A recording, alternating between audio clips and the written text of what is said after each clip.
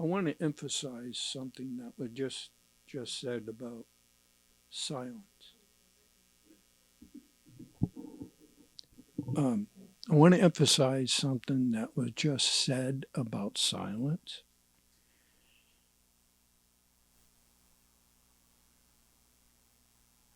Sometimes I'll stop talking like I just did. All that I have to say is probably nowhere near as important as when I stop talking to give something else a chance to understand, something else a chance to come in. So even if I'm engaged with you at some point, talking back and forth, and I stop, give it a few minutes.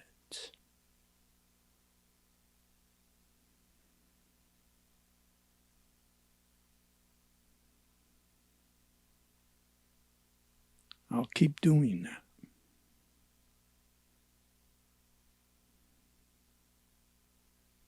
There's incredible energy there.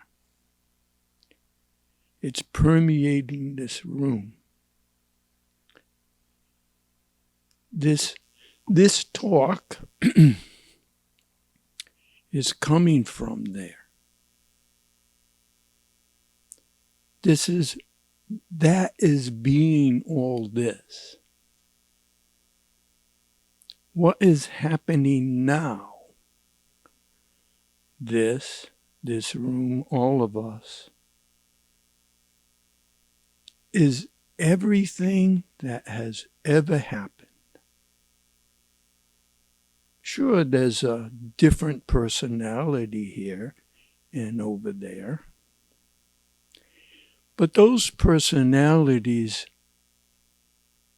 are only what they are because of all the other different personalities that influenced this personality. Even though they're different, you cannot separate them. Every personality I met is this personality expressing itself. I can't take anybody out of it. This conditioning, although different, same deal, right? It's all appearing, being in this silence. This.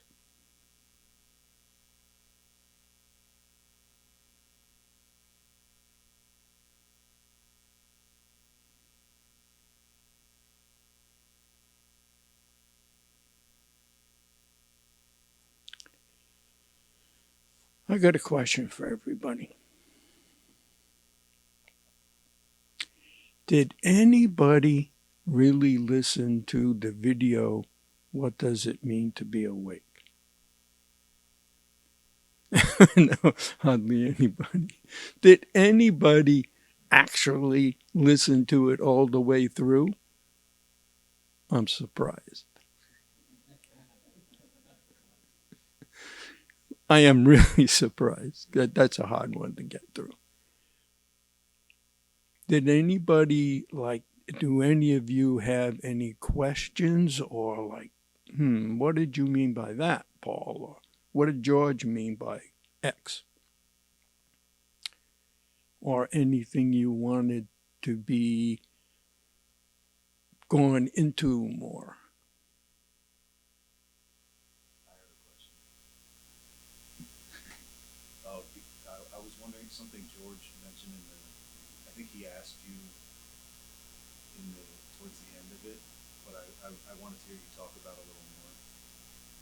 He talked about kind of this. I don't know if it's a contradiction, but intuiting that there's nothing to be done, but also feeling like not complete, or that not everything is answered, and what one should do in that situation.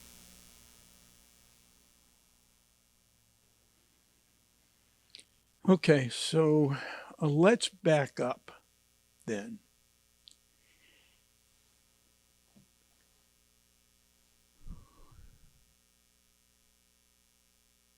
Now, whatever I say,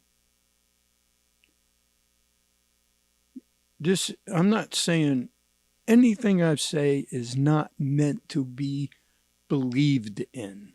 This is not about belief. This is about finding out for oneself. So I'm just going to be pointing to things and maybe using metaphors, but they're not to be believed in. They're just meant for exploration, for questioning, for looking into yourself. So let's back up a little bit. What is this about? Yeah, I'm humbled being here with all you people. You've read everything. Some of you are awake.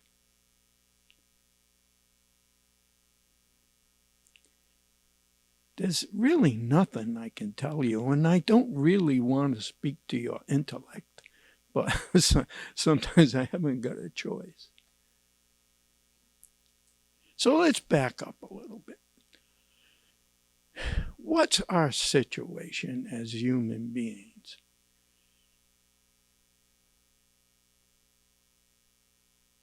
Let's go back in time to like a place, it's almost like being a child again, a real newborn child. Early in human history, thought was appearing in awareness, which I call awareness and openness. And when I speak about self, I'm using the small s self. And when I say mind, it's a small m mind. So it isn't the capital M mind or the capital S self, just so that doesn't get confused. Okay? All right, so let's go back in time where thought was just simply appearing in awareness. Thought and awareness were dancing together. Form was appearing in awareness. Awareness was being that form.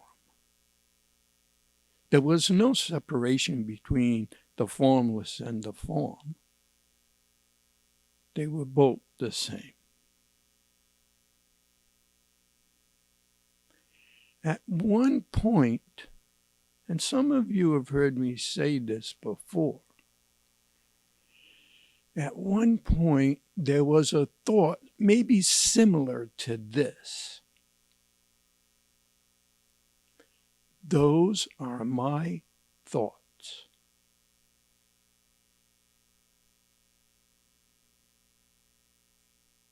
Big deal.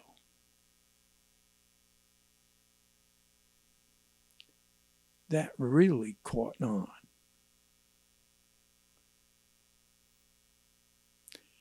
Thought conceived of a thinker. An idea. Thought has this idea that it is thinking.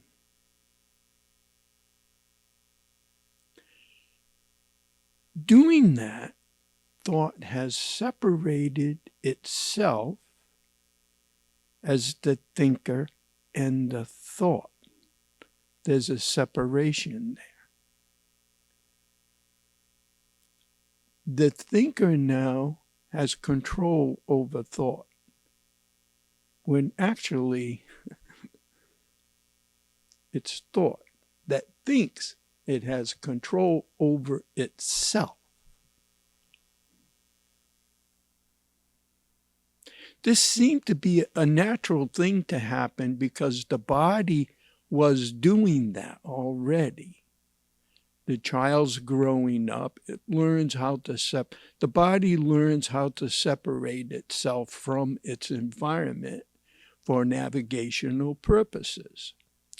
Now, thought is doing the same thing. It's separating itself from the thinking, from the thoughts that are automatically coming into being.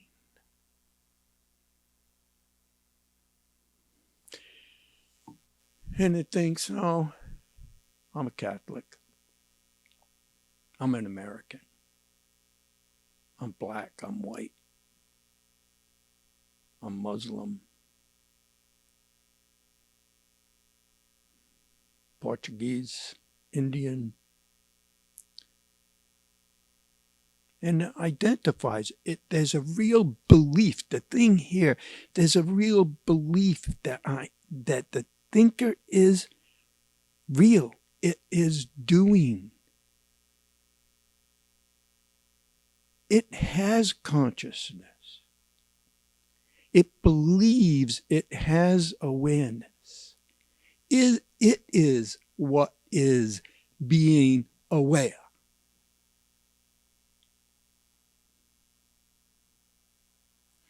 It begins to see that separation is a problem, that the authoritarian principles that it's creating about how it should be, how it shouldn't be, is creating conflict.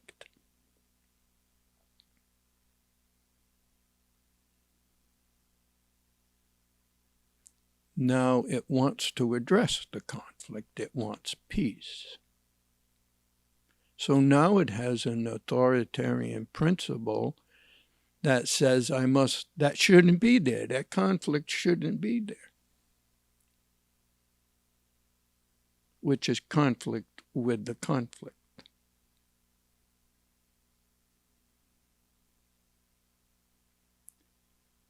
Well, I'll do meditation to get rid of the conflict.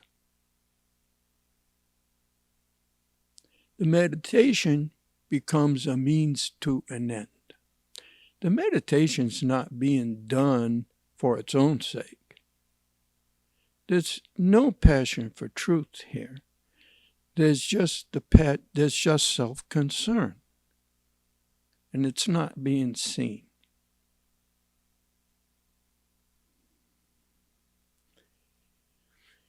It becomes very adept at observing itself.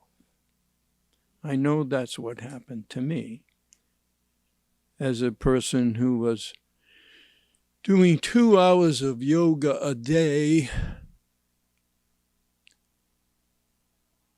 about 3/4 an hour of meditation, and teaching yoga almost every day.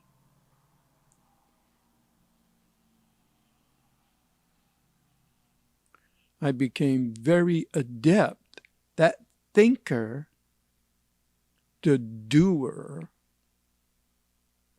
the one who has awareness, the one who is paying attention,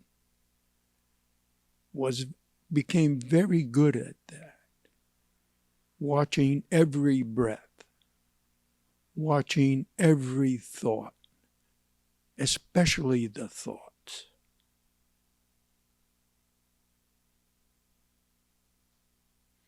Watching the movement of how it creates conflict.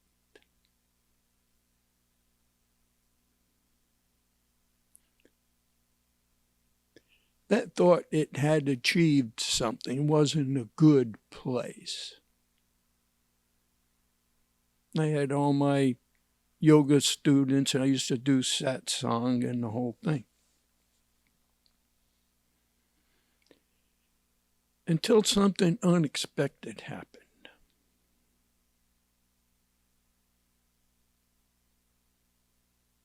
And I know something similar to this has happened to some of you. And I just took a break from the ashram, was out in the pine forest, beautiful pine forest, and the pollens were all in full bloom, and there was yellow all on the forest floor, and my sneakers were turning yellow. Watching every breath, watching every thought, watching when they stopped and they'd come back in, listening to the birds in the canopy. All of a sudden, there was a seeing that came in.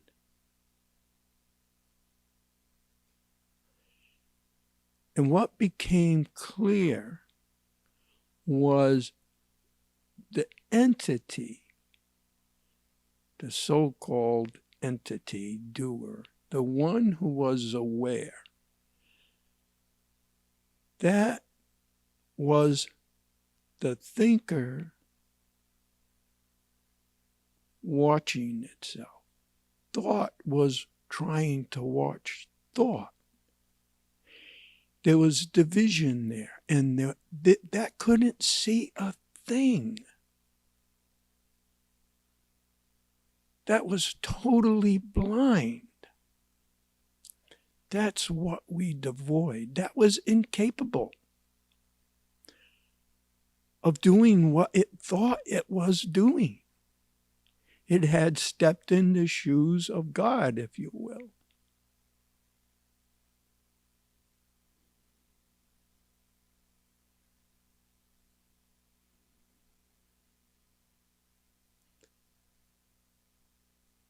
That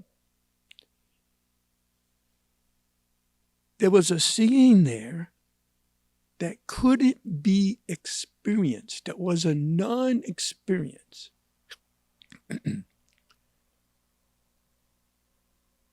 But it couldn't be denied. I couldn't see anything. I was totally incapable of that.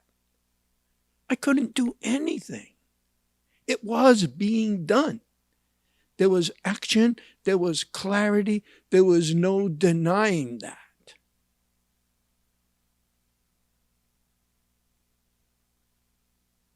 That was how it made itself known, by way, action without an actor.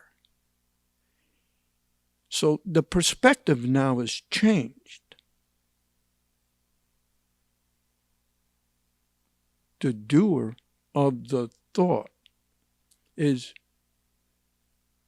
put in its place. It can't do the seeing. It doesn't do the seeing. It's not the intelligence. It's not capable of waking up.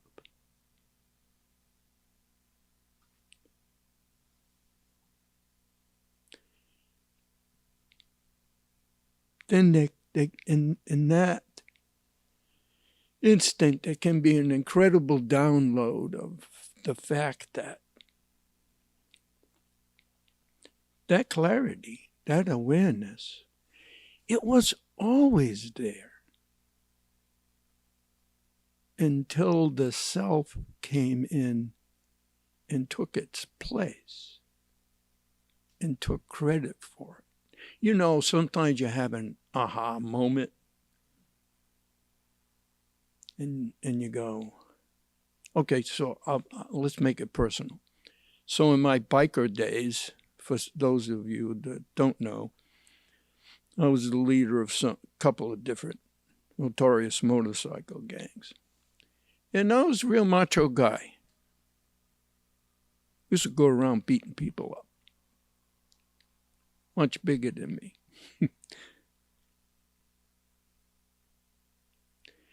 And I was surrounded by all these really tough macho guys.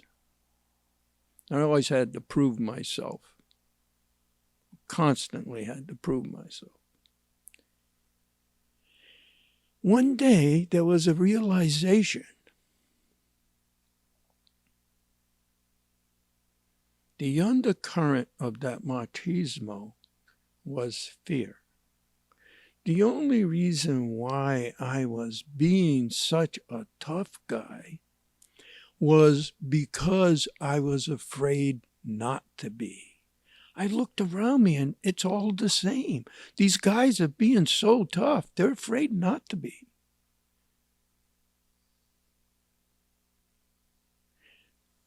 That, you see, awareness is always there revealing stuff to us. But we take credit for it. The thinker takes credit for it. And at that point in my life, I said, oh, yeah, I get it. See, I get it.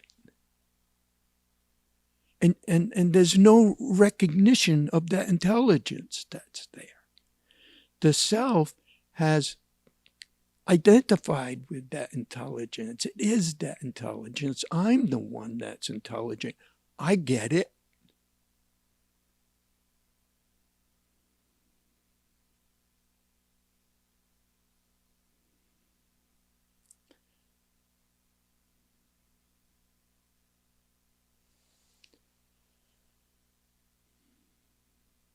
And that's how it hangs on.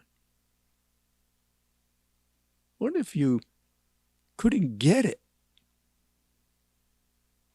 What if it's not you that's going to get it? You can't go to the party. Maybe there's a party there, but you can't go.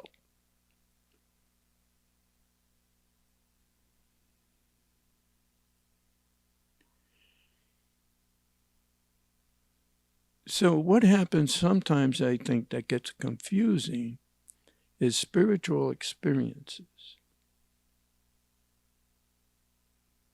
So now what we're talking about is not an experience. That awakening, that awareness that came in was a shift in perception, which is permanent. If that takes hold, it's permanent. We're not talking about experiences that come and go, come and go.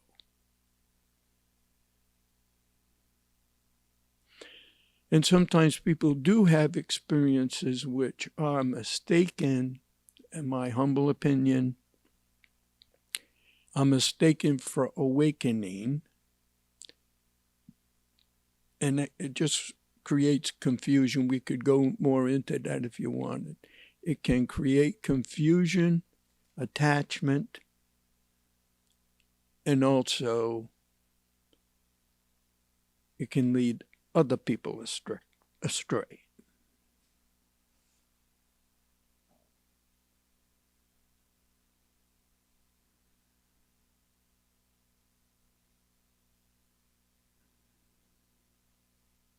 So now where are we at? What's left to do?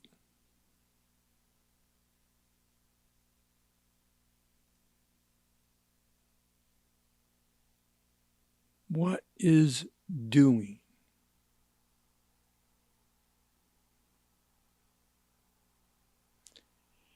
Is there some energy there? Say there's energy there for enlightenment. Energy there that wants to be awake.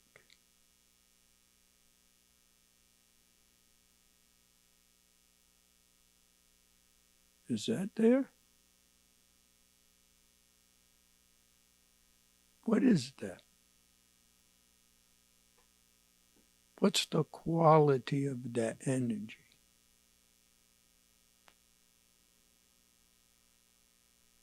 Does it want to be a better person?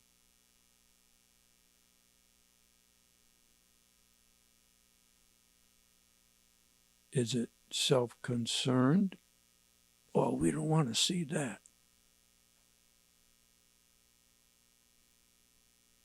That's more self-concern.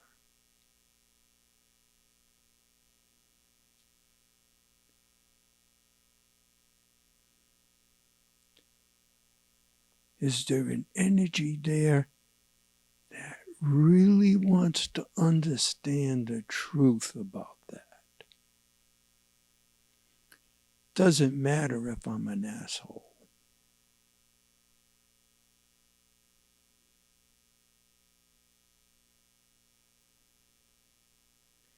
I just want to, there's energy there. It wants to see the truth. What am I doing with my life? What is this life about? Who am I? Is all there is in life a question I ask deeply once myself? Just the pursuit of pleasure and the avoidance of pain? Is that all life's about?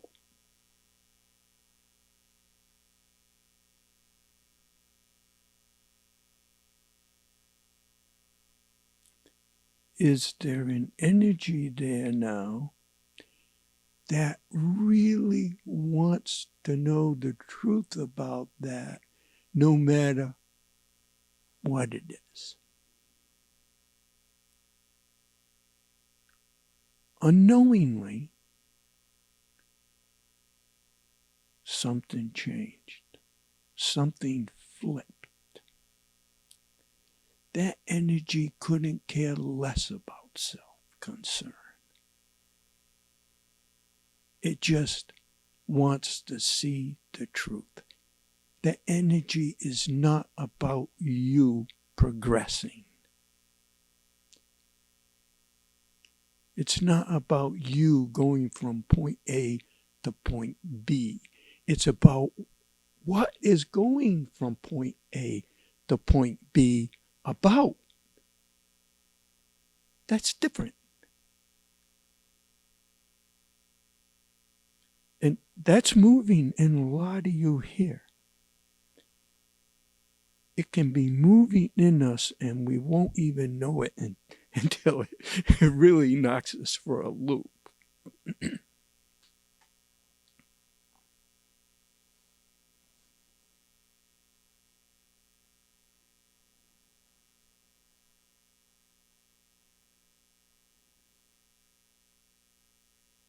That was trying to go back to your question. So that's kind of the place where I think a lot of us find ourselves. Maybe without even realizing that energy is flipping back and forth.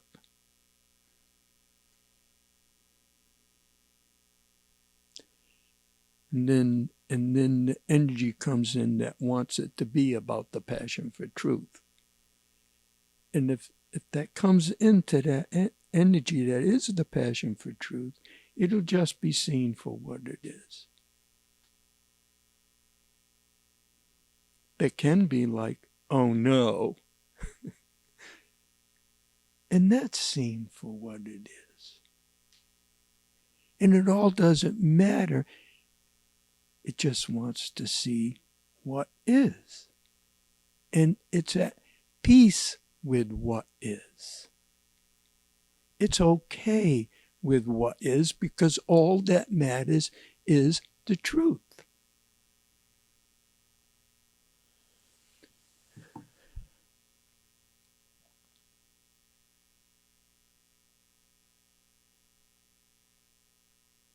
Okay. So say there's an awakening.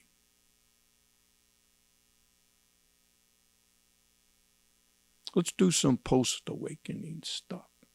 Because I think that's important, because I think sometimes when people have awakening, it goes, shoot, and they're expecting everything all of a sudden to be all oneness.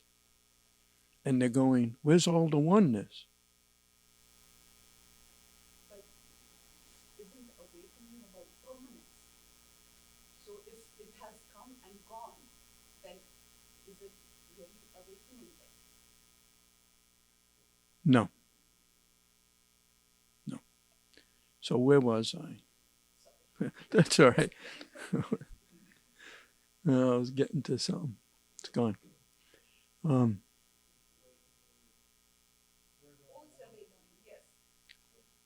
Oh yeah, post-awakening.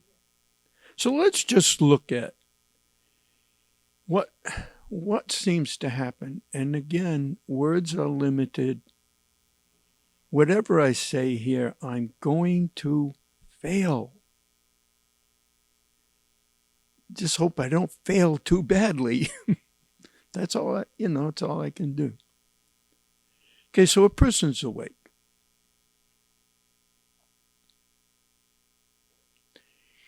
But all this self, all this activity, all this energy of self-concern has found its place in the tissue of the biology of the brain. Right? There's all synapses and networks, there's a part of the brain that's really dedicated to this. This is physical now. We're talking about this physical responses. So, and this can be different for different people because we're all different. I'm just trying to relay something best I can.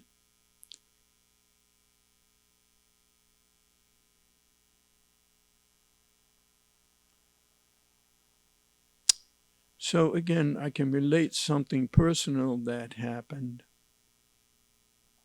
when I had my awakening. I was driving a semi down a really crowded expressway with very little room to pull over. This is post-awake. This thought came up that went, oh, does this mean I'm enlightened now?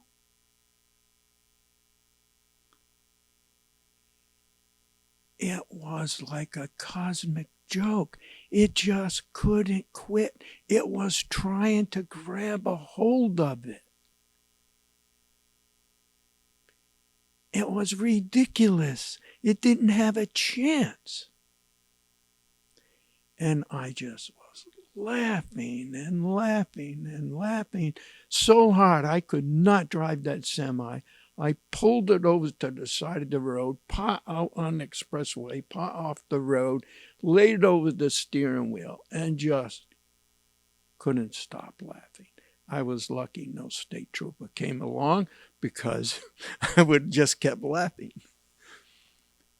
So,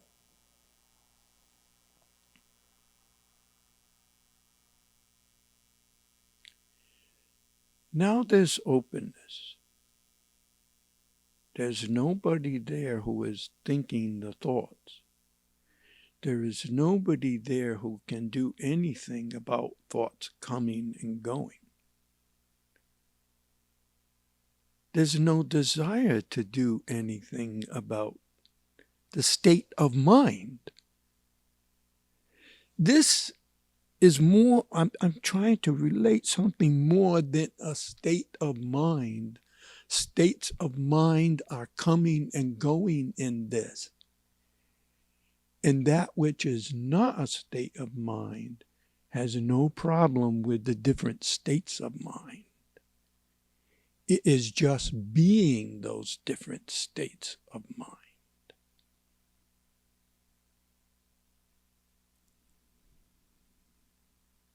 It's not engaging in them.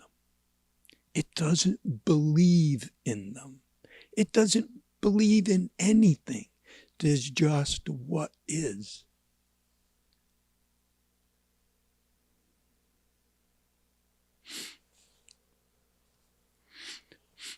Say it's possible that you get angry all of a sudden.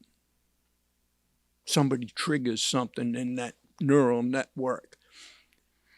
Or the computer's, God damn computer. And that's your neural pathways responding to something.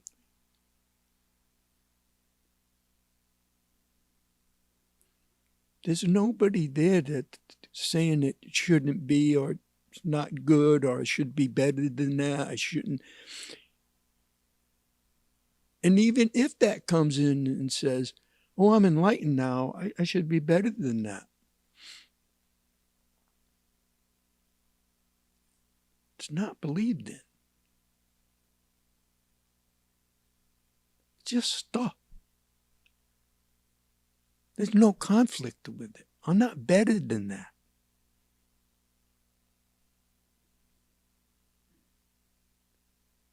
Okay? But there's, in this openness, this open awareness, that's just moving through, just passing through. It's not engaged in, it's not believed in. And when you don't use a muscle, what happens to it? It atrophies, right?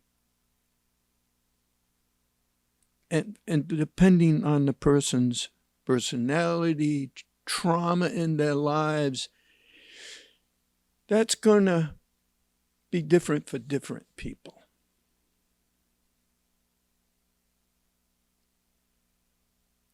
That atrophy is going to take longer for some people. Some people may have hardly any problem.